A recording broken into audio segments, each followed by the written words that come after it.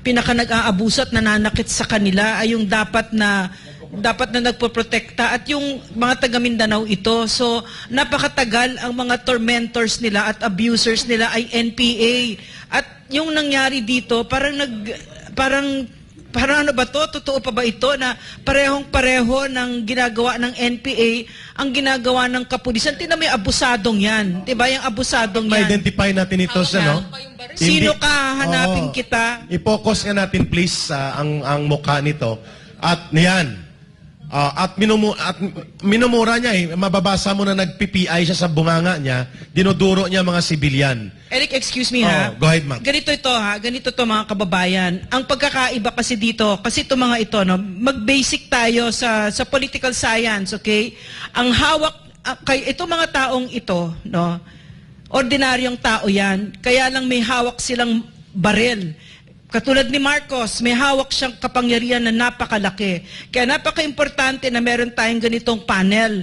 Kasi we are pushing back. Bakit tayo nagpo-push back? Because we have to make that power not just equal but over them. Because civilian authorities, the people, yan ang mas makapangyarihan sa isang demokrasya. Hindi tayo papayag na titiklop tayo at tatahimik tayo porket yung may yung taong yan, may hawak na baril. No, kasi nananakot pati. Ma'am, nakita natin, no? We are calling on Colonel Hansel Marantan.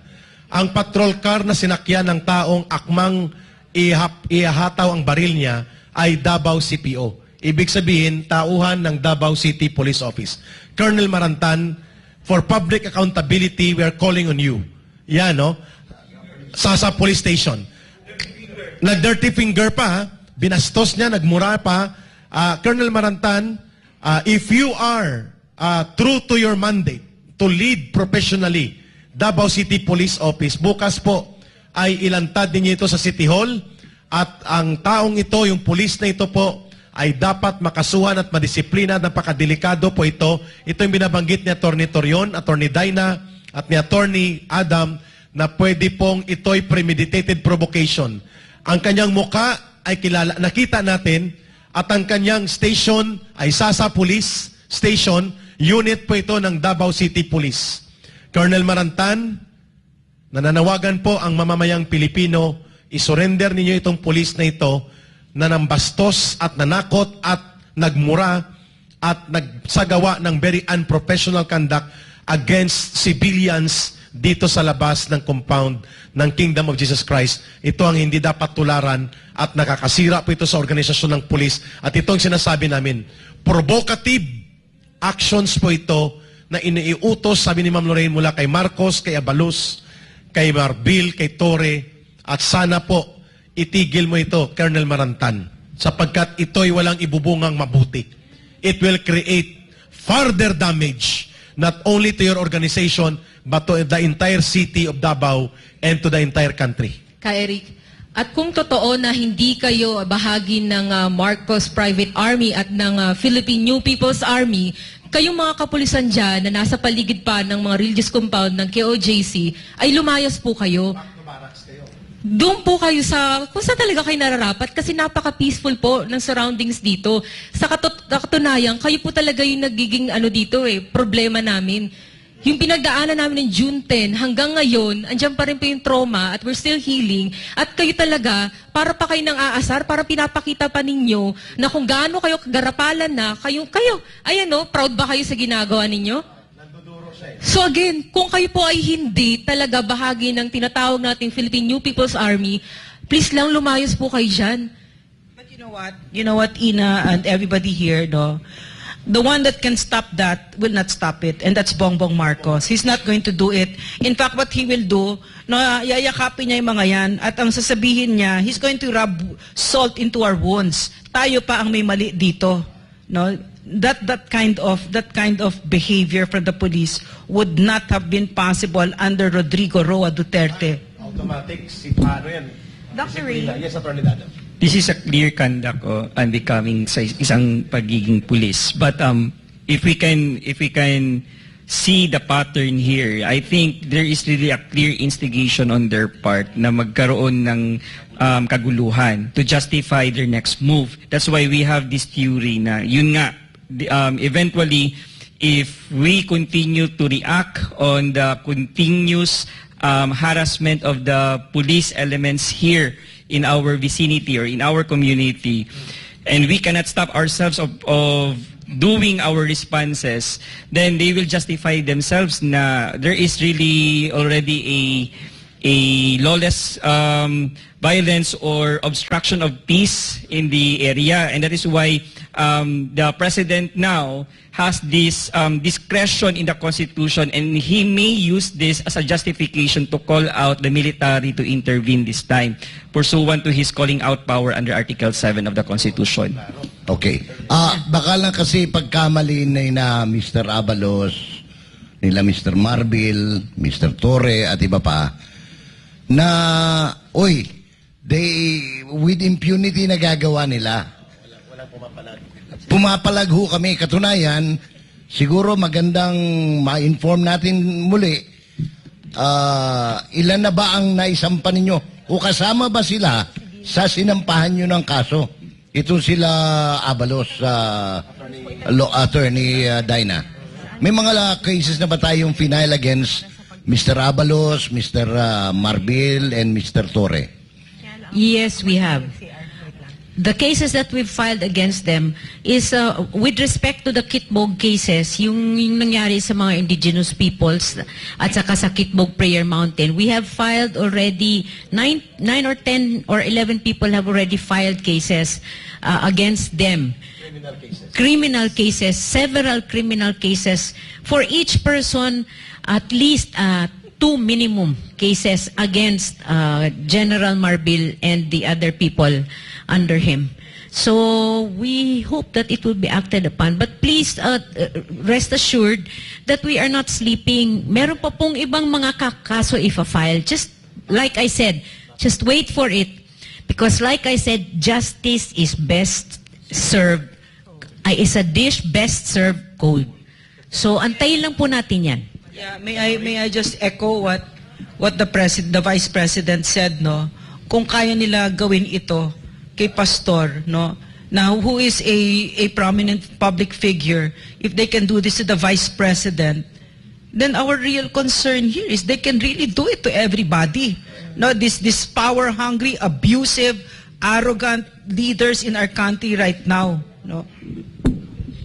Temu is giving away wrenches and socket sets to all their new users. All these extended sockets as in our country right now, no? Yung kanina po, balikan ko lang yung nasabi kasi natin ni Adam na yun nga, lahat na sinabi nila kaya sila naghaharas dito, yun po provoke nila para talagang magkagulo, magiging mitsa yung Kingdom of Jesus Christ na mag-declare ng martial law, ano man ang gusto nilang gawin. Hindi lang po yun, yung sinabi nga balik ko lang yung sinabi ni Torre na isuko nyo na kasi. Gusto nilang ilabas si Pastor. Gusto nilang lumabas si Pastor. Bakit? Para barilin nila. Open na si Pastor sa mga assassin na na-assign na nila. Gusto nila. Kasi yan ang gusto ng Amerika. Ang Amerika talagang nagdidikta. Balik na tayo dito sa presko na to. Ito, playbook nga ng Amerika. Galing sa Amerika. Gusto ng Amerika. Hindi kasi sila makapaghintay ng extradition. Gusto talaga nila ng extraordinary rendition. Kasi nga, kung natitreten itong pamahalaan dito, no, kay Pastor, bakit ba talagang obsessed sila na kunin si Pastor? No, napakadami naman. Ms. Nori, question. So, di ba they filed cases against Pastor in the US? Why can they not just wait for Pastor to face the court? Because Pastor is very eager to face the courts. Yan nga po, Ma'am Lorraine. Ang tagal-tagal na 2018 pa yung kaso doon sa Amerika. Hindi nga matuloy-tuloy yung arraignment kasi nga hindi sila makatayo. Yung kanilang mga witnesses talagang hindi alam nila na hindi nila ma-prove doon sa court ang kaso na nila kay Pastor, no? Yung mga allegations at accusations.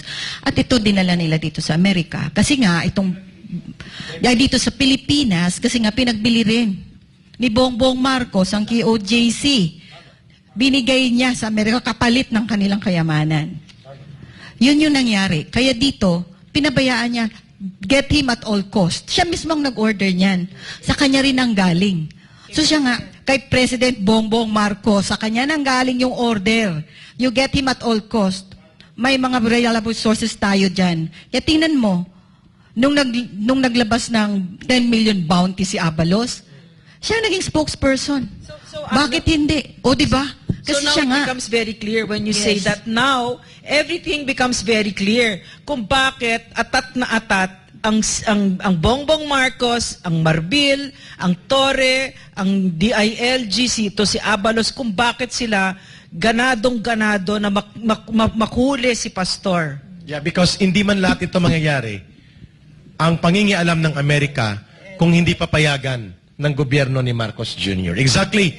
Nagtatanong po ang taong bayan, how important, Pastor, na makuha ng Amerika? Alam niyo po ba na hindi lang FBI o CIA ang interested kay Pastor?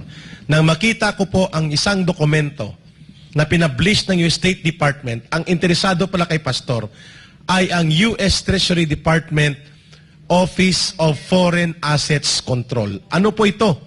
Ito po ang humabol kay Osama bin Laden ng Al-Qaeda. Ito po ang humabol doon sa mga US connections and European connections ng Al-Qaeda.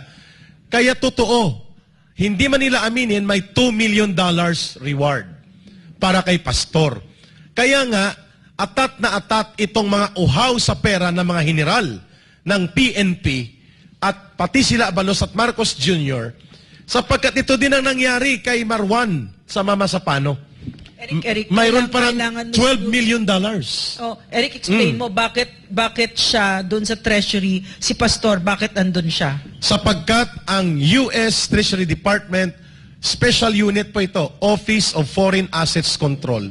Kapag ito po ang gumalaw at nagmarka sa iyo, ay hahabulin ka sa buong mundo para i-confiscate ang lahat ng mga properties and accounts associated to your organization and to your person the way they did sa mga top-level terrorists. Sabi ni Atty. Dina, 2 lang sa Office of Foreign Assets Control ang nakalista, ma'am, na individual.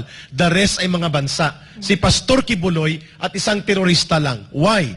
Sapagkat lumawak at lumakas ang influence ng Kingdom of Jesus Christ in many states of America. Tinangkilik po si Pastor ng maraming mga tao outside of the Philippines. Ang Amerika po is a very insecure country. That's why gusto niyang digmain ang China. Nang lumakas at lumawak po ang suporta ng iba't ibang mga nasyon at iba't ibang mga sangkatauhan kay Pastor Kibuloy, hinabol na po siya ng kung ano-anong kaso. At ang ganitong mga assets nila na ginagamit ngayon kay Pastor, kung i-total natin, ay umabot na po sa 150 million or 160 million pesos po. Sa Amerika alone is 110 million na po. That is $2 million. At may 20 million pa mula sa CPP, NPA, NDF na inire-raise at may 30 million pa additional sa grupo daw ng mga grupo nila Hontiveros. Total bounty kay Pastor alone is 160 million plus 10 million. Minus mong 10 million ng isang pribadong grupo, 150 million. Ito ngayon ay naka-ready na kay Marcos na po ito lahat. At ito ay ginagamit nila ngayon para mag-operate sa politika at pwedeng gamitin din sa eleksyon ni Abalos. At ito ay question mark na sa taong bayan. Bakit? Si Abalos po ang namumuno para ipatupad ang bounty na ito. So, Yun po talagang ang malinaw na kalagayan ngayon ng Kingdom of Jesus So, Christ. pwede pa backtrack lang kasi marami nagtatanong. So, sa madaling salita, tama ba, Eric, na ang Amerika, nainggit siya, racist, kasi ang Amerika, Correct. hindi niya matanggap na ang isang Pilipino ay sinusundan ng bawat state sa Amerika ay may simbahan si Pastor. At binibigyan siya ng tax-free ng mga citizens ng Amerika na pinagsisilbihan niya ng maayos. So, akala nila, pag nag-file sila ng cases against Pastor, kasi Pilipino yan, titiklop, matatakot, lumaban si Pastor. Correct. Yun ang hindi nila na-anticipate.